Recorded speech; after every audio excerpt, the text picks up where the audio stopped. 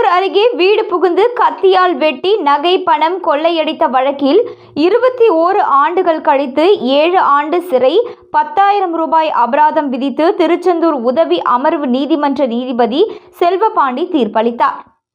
தூத்துக்குடி மாவட்டம் திருச்செந்தூர் அருகே உள்ள குமாரபுரத்தில் கடந்த 2004ஆம் ஆண்டு மார்ச் மாதம் 12ஆம் தேதி தனியார் மகளிர் கல்லூரி விரிவுரையாளர் சூரியகலா என்பவரை வீடு புகுந்து அரிவாளால் வெட்டி 29 பவுன் தங்க நகைகள் 3000 ரூபாய் ரொக்க பணத்தை கொள்ளையடித்து சென்ற விருதுநகர் மாவட்டத்தை சேர்ந்த ஜெயபால், சிவகங்கை மாவட்டத்தை சேர்ந்த சங்கர் என்கிற சங்கரன் என்கிற சங்கரேஸ்வரனை திருச்செந்தூர் தாலுகா போலீசார் வழக்கு பதிவு செய்து கைது செய்தனர்.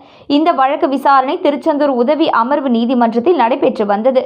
இந்த வழக்கில் ஜெயபால் இறந்துவிட்ட நிலையில் வழக்கில் 21 ஆண்டுகள் கழித்து இன்று சங்கரன் என்கிற சங்கரேஸ்வரனுக்கு 7 ஆண்டுகள் கடுங்காவல் சிறை தண்டனையும் 10,000 ரூபாய் அபராதமும் விதித்து திருச்செந்தூர் சார்பு நீதிமன்ற நீதிபதி செல்வபாண்டி தீர்ப்பளித்தார்.